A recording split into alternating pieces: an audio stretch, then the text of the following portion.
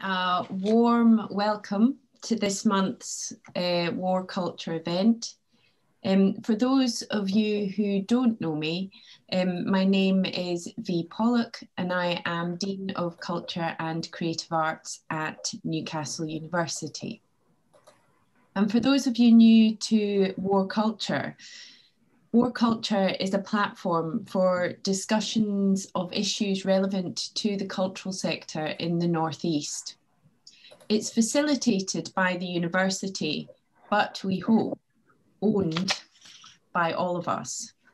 And we're really delighted that some of you are coming forward to suggest topics for future sessions, to suggest speakers to us, and both of our speakers today were suggestions from yourselves, and also offering to host sessions. So do get in touch with myself or Bob if you have any ideas.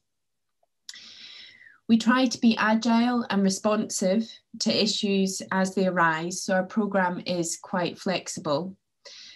The presentations and summaries of key points discussed are shared with strategic bodies, local authorities, and available on our website, and hopefully will play a role in highlighting issues, concerns, and your voices in discussions relevant for the region.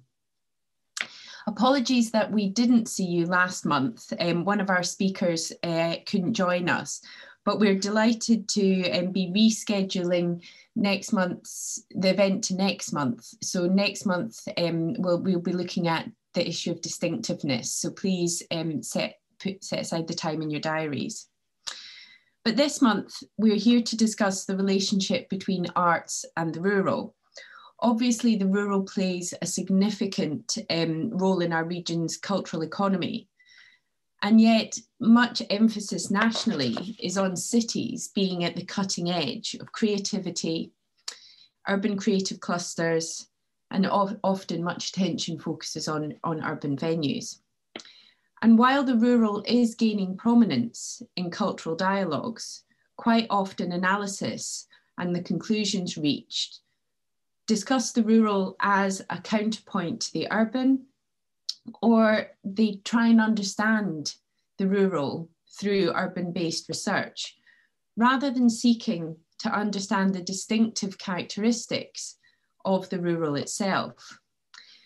At Newcastle a number of years ago, through our Institute of Creative Arts Practice and Centre for Rural Economy, and often in partnership with Wendy Scott at Northumberland County Council, who has been hugely supportive, we began a series of projects looking at rural creativity and our rural cultural economy. In recent months, you might have seen our SLOW International Conference, #WeTheRural on Twitter, and our Centre for Rural Economy and Berwick Visual Arts artist in residence, Joanne Coates, currently has an exhibition at the Gymnasium in Berwick.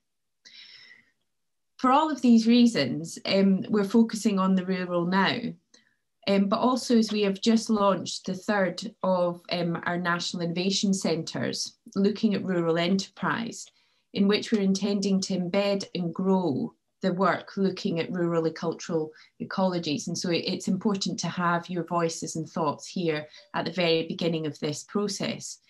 And you'll also know this is timely because Arts Council have just revisited its rural evidence review.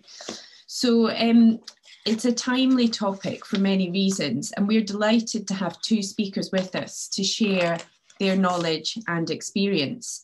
Firstly, Dr. Fran Rowe, who works with our Centre for Rural Economy and is one of our university leads on looking at issues of creative rural economies.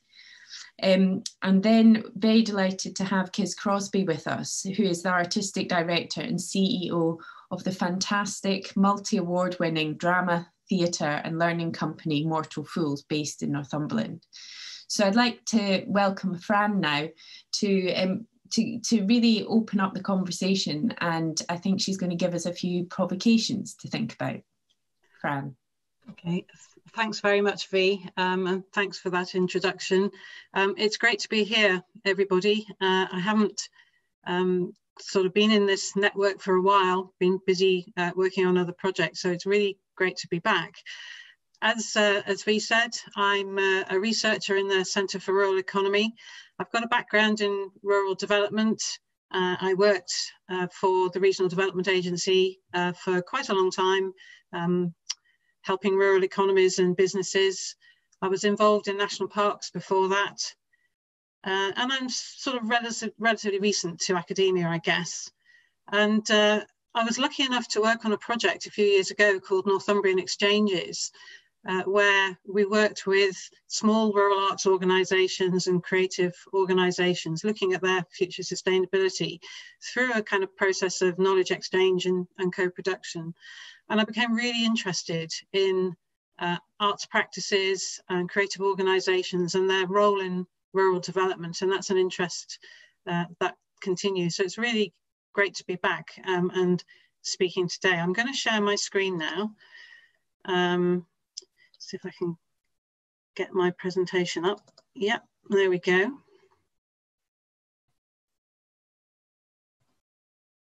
Okay. Get rid of my face. So I'm going to offer up some thoughts about rewriting the rural narrative today. And this is broadly what I'm going to run through. And I'm going to offer up, I guess, 3 gentle provocations following on from what Vee was saying. Those are they. So sort of a bit of a reprise about this discourse around creative cities and some contentions that rural is overlooked in cultural policy and public funding. And then think a bit more about distinctive creative practices in and of the rural and how it may lack visibility. And then I'm going to finish by, in a sense, inverting all of that and saying, does digital technology collapse the urban-rural binary? And has the COVID-19 pandemic profoundly changed everything? Just by way of putting up some questions then at the end for further discussion. Before I start, there's a lot written and said about what is the rural? It's a big question, and I could fill 20 minutes in talking about it, but in essence, this is the official urban-rural definition from the ONS and DEFRA. And essentially, the definition of rural is a combination of population density and settlement type. And it's been very useful to have this more objective way of being able to sort of measure what happens in rural areas, but it doesn't capture the full essence of rurality, rural issues, and the different kinds of rural that exist.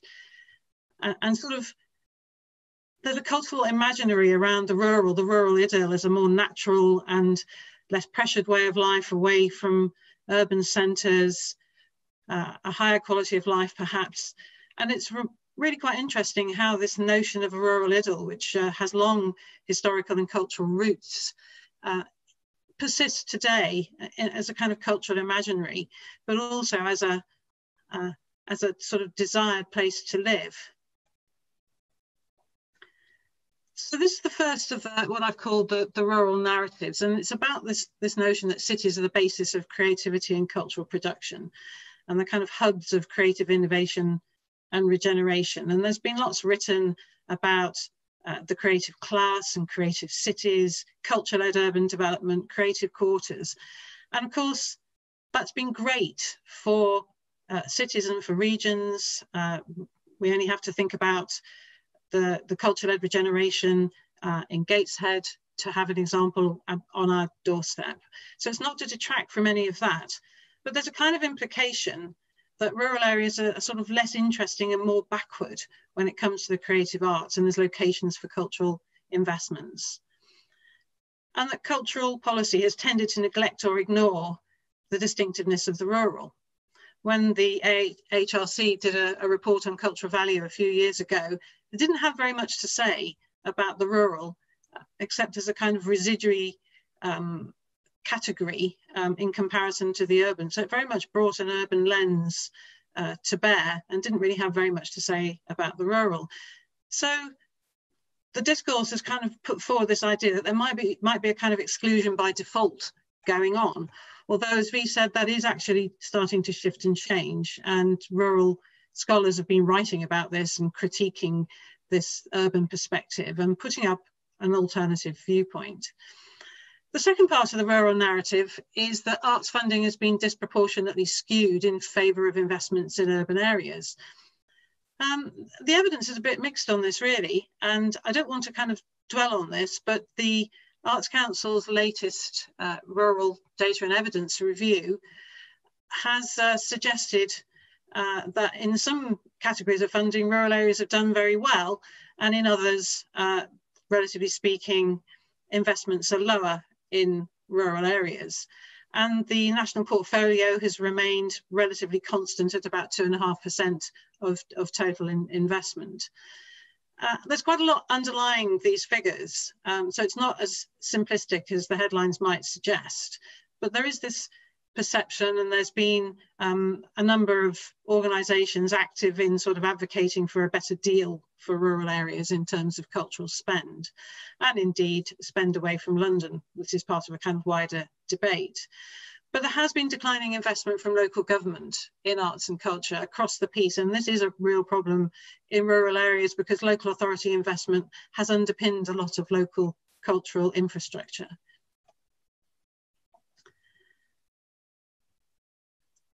Now, I mentioned that I had a background in rural development. So as a kind of counterpoint, creative and cultural sectors are important to rural development, and rural development isn't all about agriculture. The rural economy is very diverse these days, and we know a lot more about it than we did. So it's interesting to see that in the Northeast, local authorities and political leaders and economic organisations are recognising the value of the creative and cultural sectors for economic development, and there's a rural component to that. So in Northumberland, for example, heritage, film, TV, publishing, visual and creative arts are all important. The structure of those sectors tends to be many freelancers, small businesses, sole traders. And of course, the creative sectors are important for tourism. We have significant heritage assets in the natural and built environment. And then more broadly, creative practices contribute to the health, well-being of rural communities and help to bring about community cohesion and kind of cement identity in rural places. So there's a kind of view in rural development that this holistic view is really important to understand in terms of where arts and creative practices and cultural organisations fit in. I just want to briefly refer here to one of the case studies that I looked at in my PhD. I was lucky enough to go and spend some time with Devon Arts, now Devon Projects in Huntly in Scotland, and really kind of to understand their embedded arts practices that are responding to the distinctive rural issues and needs and character of a small rural market town. So for Devon Projects, the town is the venue. You know, it doesn't operate a gallery, it doesn't have a big arts infrastructure, but its arts practices through its artists in residence are embedded in the local town, in shops, in hotels, in civic spaces.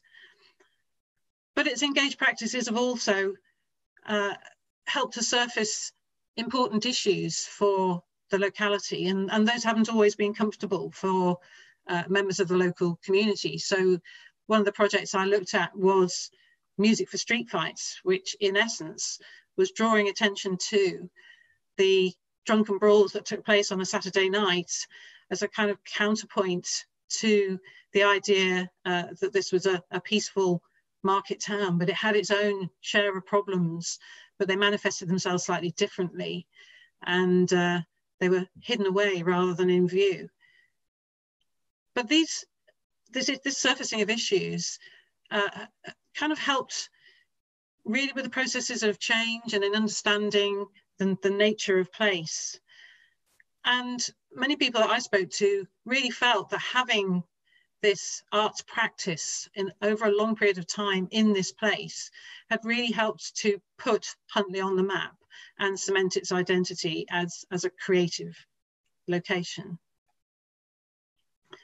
And this kind of leads into the second of the rural narratives, this point about there being a tendency to try and understand rural creative practices and ecologies through urban comparisons, rather than paying attention to this distinctive context and practice of the rural environment. And I just want to very quickly draw attention to 3 examples supported by the Institute for Creative Arts Practice. The Artist in Residence programme that CRE runs with Berwick Visual Arts, which V's mentioned, the Entwined programme with visual arts in rural communities, and this SLOW conference that took place at We the Rural a bit earlier this year. And all of those, in their own ways, are responding or enabling creative responses to this distinctive context of the rural. The illustration there is from an animation that Gemma Burdett produced, and she was the last but one artist in resident through the CRE and Berwick Visual Arts programme. And she interviewed dairy farmers and asked them about what they felt about change, and produced a beautiful animation which was narrated by their voices. And often the farming audience can be hard to reach. So this was research in practice as well as being an artwork. And it was a vehicle for engagement, a vehicle for the farmers to find a voice and for there to be discussion about the profound changes that are happening in the sector. The Entwine programme is relatively recent. It's looking at rural lives and landscapes and how they're entwined together with 8 residences of different lengths, with artists being in situ near Tarset in a remote rural part of Northumberland. And then the SLOW conference at We the Rural, which are short videos of artists and artist academics who are sort of linked to the rural cluster within the Institute. And they're very interesting. And there's one in there from Fram Kitagawa, a curator from Japan, who has been really the brains and the driving force behind the art festivals that take place in rural parts of Japan and have played an important role in regenerating depopulated and struggling rural regions, often mountainous areas. So on to my third rural narrative, and this kind of inverts the previous 2 in a way, that digital technology is broadening the reach of arts programming, engaging new audiences, and challenging this notion of physical distance. So we have a really quite interesting question here. Are we seeing the elimination of differences between these urban and rural contexts? And of course, we've had the pandemic, and it's had a profound effect on arts and culture right across the piece, both urban and rural. But do we know how cultural organisations have fared outside cities? We need, I think, to understand the needs, realise opportunities, perhaps learn from rural practice. And the future is a scary place. We feel like the whole world has gone online, and it's offered up profound challenges, but some really interesting opportunities. And I think the contention here is that innovation is key to being able to grasp these opportunities. And innovation is more than making widgets. It's actually about how we think and do things differently and how we can learn from other sectors and other practices. So I'm just going to finish really with 3 observations or pleas about facing the future in a kind of post-COVID world. And the first one is about embracing new partnerships and models for creative and cultural practitioners and organisations. So, you know, who are the new partners that may want to work with rural creative sectors? How to find them, how to engage? How can artistic practices and creative thinking that we've heard a little bit about already in this presentation, you know, help with rural development and innovation through engaging business and community networks and bringing creative practice to bear? And there are new and challenging audiences. And I've talked about farming, which of course is facing huge change now that we've come out of the European Union. What are the new business models that are going to be viable in responding to the COVID-19 restrictions? What lessons can we learn? And I thought, well, you know, how will rural touring feature in this in terms of dealing with these issues? What can we learn? Is there something more widely that can be learned here? And then a point about better data and evidence. I think as researchers, we always say we need more data and evidence and better research. But I think in this case, there are some really key questions here. So the impacts of COVID-19 and recovery measures on the rural cultural sector. What does this look like? How will we know? And this idea of there being a changing context, and I'm really quite fascinated by this. And, you know, are we seeing a fresh wave of people moving to rural areas because they might be perceived as safer and have a better quality of life in terms of the pandemic? And of course, home working has now become the new normal for some people, obviously not for everybody. So it changes all kinds of things. And we need to be able to track this and understand its impact. So what are the implications for audiences, for cultural provision and demand, for new creative businesses? You know, what might this mean for rural places and communities? How could this help with revitalising our market towns, many of which have been struggling for quite a long time and are now sort of ghosts of their former selves?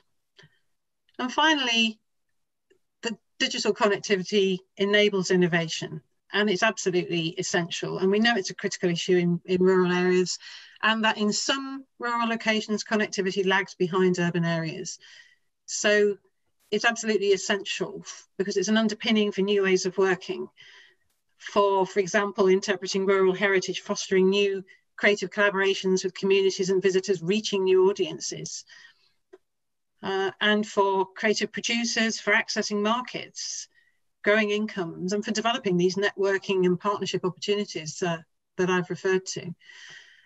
So I'm going to leave it there.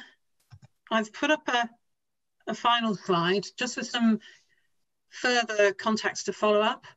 And if I may, I'd just like to give a very quick plug for the National Innovation Centre for Rural Enterprise. Vi mentioned this. This is really just getting off the ground. And it's aiming to help rural enterprises of all different kinds to grow and be more productive, but also to innovate in order to meet some of the grand challenges, as the government's calling them, that businesses are going to face and communities are going to face into the future. And creative practice is already starting to be part of how the centre's operating in terms of bringing design thinking into problem solving, but also working, we've got conversations with Arts Council England about how a strand of NICE's work might help us to understand better the cultural and creative sectors and the opportunities for rural enterprise by engaging and asking and being able to answer, hopefully through both research and through pioneering innovation projects, answer some critical questions for the benefit of the sector into the future. So I'm going to end it there. Thanks, Fran. Without further ado, I'm going to hand straight over to Kiz Crosbie from Mortal Fools. And we're very glad that Kiz has come to join us. Remember to post any questions that you might have in the chat. So Kiz, the floor is yours. Thanks, Vi. Hi, everybody. I'm really happy to be here today.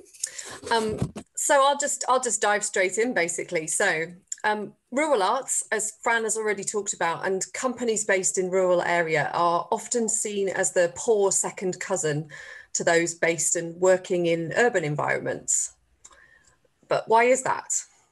Are rural areas just simply full of ruddy-faced yokels chewing on grass or walking their whippets on a string? And if not that, what bias might we be carrying around about rural areas and the rural people, consciously or otherwise?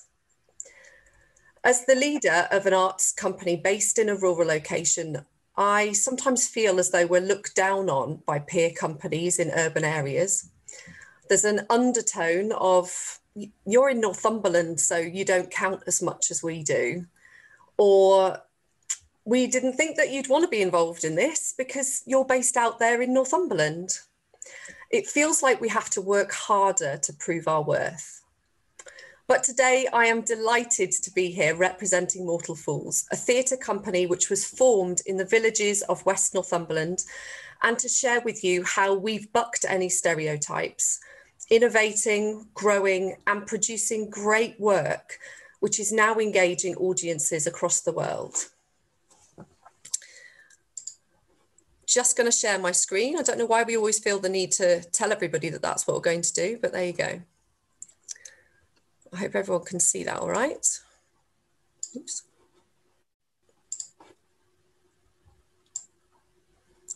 Great, thanks, Bob. Okay, so back in 2012, I originally set up Mortal Fools as a youth theatre. It was me in a rural village hall local to where I live, running intensive co-created performance projects, largely by myself.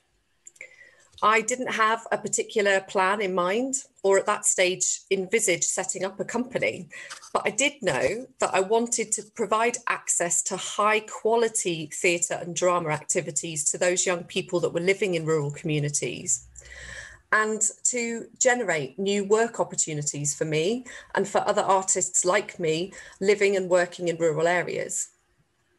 There are a few theatres in Northumberland, but I wasn't interested in working on their patches. I wanted to work in the heart of village communities, so I focused on using village halls. Fitting in before or after the Bridge Club or the WI meetings isn't without its challenges, but when you attract other people to come and work with you, who are also motivated by your aims and want to help, amazing things are the result. All the theatre projects in those first few years involved artists working on a shoestring budget, often staying up late into the night to transform halls into fully functioning theatre spaces. But the moment when the young people walked in the morning after was always worth the graft. And when the audiences of parents and friends arrived with the expectation of sitting through a little young people's performance, it never failed to tickle me when we blew their socks off with what we'd created. Like a take on Romeo and Juliet called Two Households.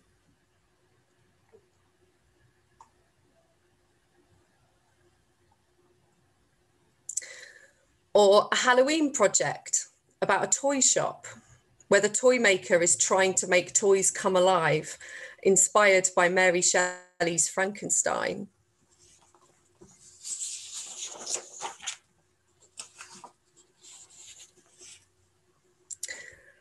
Or a young people's takeover of an entire village for our 5th anniversary performance.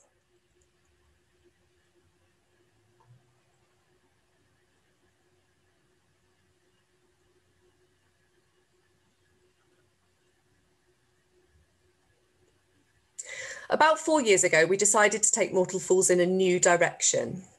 We knew we were making great quality theatre, but we were doing it from the safety of our little bubble in the Tyne Valley. We were performing largely to the same people, mostly the friends and family of the young people we were working with. And if we really believed that our work could make a strong contribution to the sector, we had to be brave enough to burst that bubble. In 2017, we moved into a new office space in Prudhoe, an ex-mining town in Northumberland, about 10 miles west of Newcastle. And there's almost no cultural activity being delivered in Prudhoe by professional artists. Our office is in the heart of the community, in a modern purpose-built community building with a library on the ground floor and the local police and a handful of other businesses sharing the building. Since we've moved in, we've worked hard to meet with and understand the local people and their needs, and then respond in creative and innovative ways. We didn't want to do what I've seen many other organisations do over the years, and particularly in areas like this, where you parachute in, you do your thing, and then you fly out again. One thing that's really informed our development since we moved to Prudhoe was finding new ways for the local area to provide opportunities and to inspire the work we make. We were well used to working in a pop-up style from our years in village halls, so later in 2017, we took on our most ambitious transformation yet.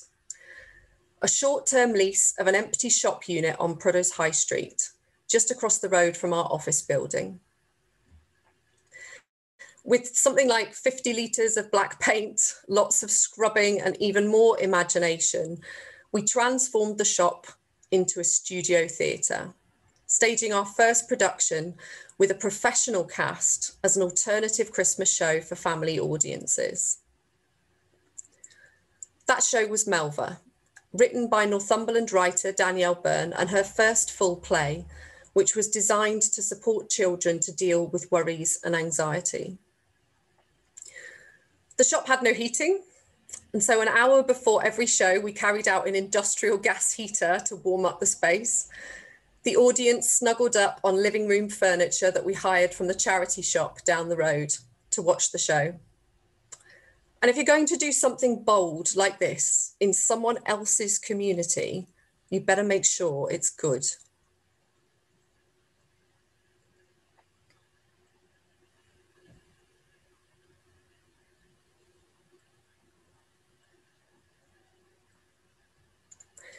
Mylva was featured on the local BBC News, bringing great profile to Prudhoe and boosting the pride of local residents who saw this oddity on their high street on TV.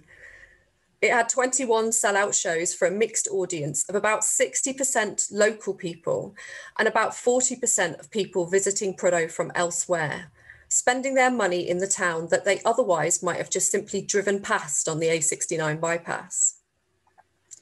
If we'd have done the same thing in an urban space, it would have quickly disappeared into the melee of city noise and the myriad of other activities going on. But in a small rural town, it became what everyone was talking about.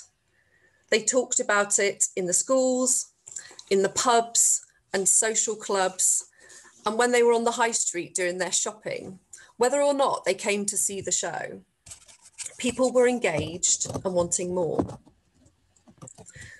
The following year, we were approached by the County Council to be part of Great Northumberland, a county-wide programme of cultural activity running alongside the Great Exhibition of the North, which was much more focused on Newcastle and Gateshead. We used the opportunity of a summer performance to take a new form of inspiration from Prudhoe's Riverside Park. This resulted in Out There, a digital promenade theatre production about what it's like growing up in a rural area, what you like about it, what you wish was different, and what other people seem to think about rural communities. In the most baking July weekend, audiences arrived at the park. They were given a set of wireless headphones and then led by a stage manager, a young person, on the mile-long route, moving amongst the dog walkers and the family picnics, listening to a mix of live performances and pre-recorded soundscape. Out There was a finalist in the Journal Culture Awards, and this and its involvement in Great Northumberland put Prudhoe on the map in a brand new way. And it would seem appropriate to spend my last couple of minutes sharing how we've responded since the arrival of the tsunami that is the coronavirus. As a company, we know who we are and what our purpose is. We exist to support people to have better interpersonal relationships in all facets of their lives. Social science clearly shows that the presence of positive relationships in our lives is a key pillar for mental well-being. And so this is the contribution to humanity that we want to make. And we use theatre and drama as our way to do this. When we all left our Prudhoe office to start working at home, we took some time to grieve what was lost and then to reconnect with that purpose. We wanted to reimagine what our work could look like for a world in the midst of a pandemic. And we reached out to other companies in our networks to see what could be achieved together. Since March, that approach has resulted in our youth theatre taking part in the coronavirus time capsule project, led by London-based Company 3, who we had plans to collaborate with on a live show this autumn. This became a global project where 216 groups of teenagers across the world documented their experiences of lockdown through weekly creative videos. It was the largest collation of young people's voices anywhere during that life-changing time. Rehearsing on Zoom, we went on to work with a further company of young people and artists to create When the World is Loud, an audio theatre experience designed to support with mental health. Because all the recording studios were still closed, we created a pop-up studio in the large meeting room at our office building and organised socially distanced recording sessions for our young people to record. For most of them, it was the first time they'd been physically present in a room with other people doing something creative for months. We also used pop-up recording stations in different locations in Prudhoe, capturing the voices of the local community to be part of the final piece. And we organised listening parties for all the young people who'd taken part as a way of celebrating what has been achieved. When the World is Loud has so far been downloaded over 1,600 times in 5 different countries. It really is a joyous piece of work. And it's available for free on our website, on Apple Podcasts, Podbean and Spotify. Alongside When the World is Loud, we commissioned Danielle Byrne to write a new Mylva script. This time it was for an online storytelling game for children, featuring the characters and the world from the original Mylva stage play in a new story to support with children's worries and anxiety, only this time through a digital medium. We collaborated with Newcastle-based digital agency Vida Creative to design the game, and this was the first time that either of us had ever done anything like this. We recorded the audio in our pop-up studio with a cast of 6 professional actors, and it's currently in its testing phase with schools before we go for a national schools release later this autumn. The digital nature of this project has enabled us to reach an audience much more diverse and wide than we could ever have achieved with our live productions.